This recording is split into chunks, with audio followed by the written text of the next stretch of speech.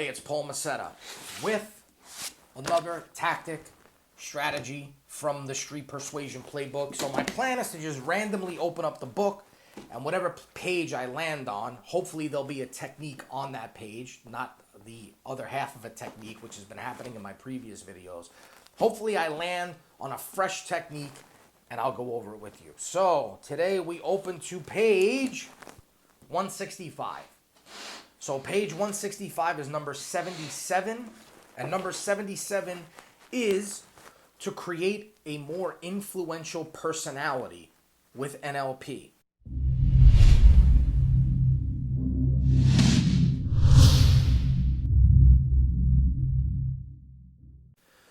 So, a person who wishes to become truly influential must process the right knowledge and a potent and persuasive personality as well.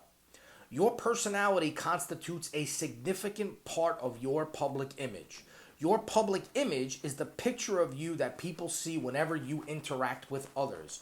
You have an idea of who you are and what you're capable of. However, this does not mean that other people will automatically see how persuasive and genuine you are. Unless you make an effort to exhibit these qualities to people, people will rely on their own perceptual positions and internal representations to make sense of who you are and what you're about. So, how do you develop a dynamic and persuasive personality? The answer can be found in neuro-linguistic programming. More than anything, it's a method of transferring any type of excellence to a subject. You can use NLP to influence yourself so you can have a more powerful and influential personality.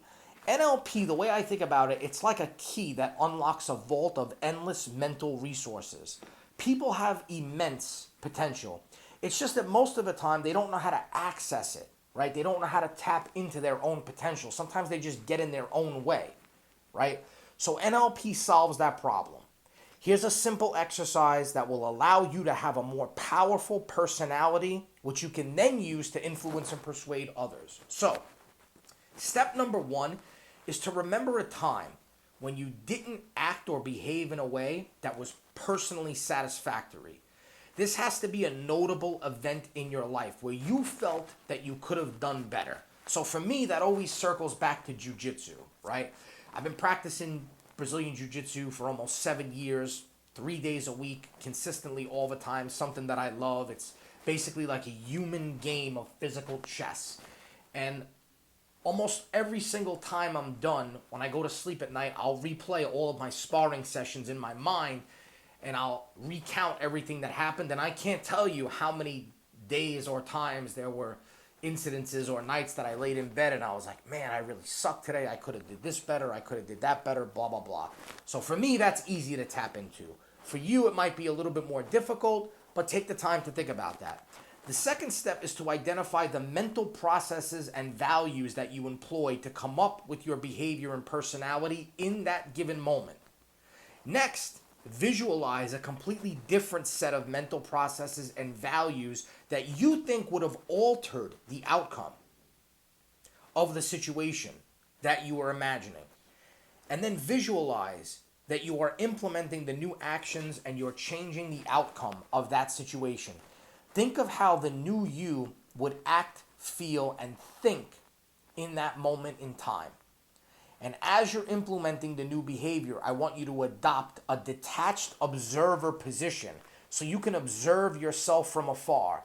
As you see the new you, I want you to merge yourself with the new self that you have imagined. It's very important that you step outside and do this from a third-person observer point of view. What I found, specifically using that from NLP, I've also found that the Stoic philosophy employs a lot of that, where you kind of detach yourself from a situation and you look at it either from a higher point of view or you just kind of step outside and see it from a detached point of view. Because really what that does is it gives you a different perspective on what's really going on, so you don't become so emotionally attached to the situation. But again, a very simple exercise. Identify a situation that you could have done better in. Think about the behaviors the mentality and the thought processes that you had during that time that you were unhappy with what you did, and then start to reimagine and revisualize the behaviors that you could have changed, and then observe yourself physically changing, mentally changing, and creating a new version of yourself. Now, as this relates to influence and persuasion, think about a time where you couldn't close the deal. Think about a time where you couldn't seal the deal, where you couldn't get the other person to say yes. And again, think about the person that you were. Step aside and think about the person that you were in that moment, in that interaction. What your body language was like, what your physiology was like. Think about maybe what the other person said that you couldn't effectively respond to. Think about maybe how you didn't create rapport. Think about how maybe you didn't figure out what you needed to say to the other person to make them feel comfortable, to make them feel less resistant. Think about maybe there was something you did say that made them more resistant.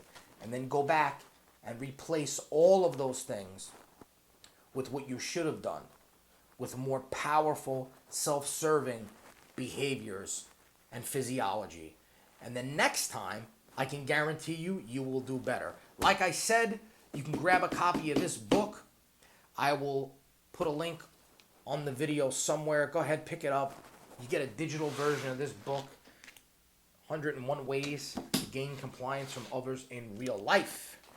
Have a great day.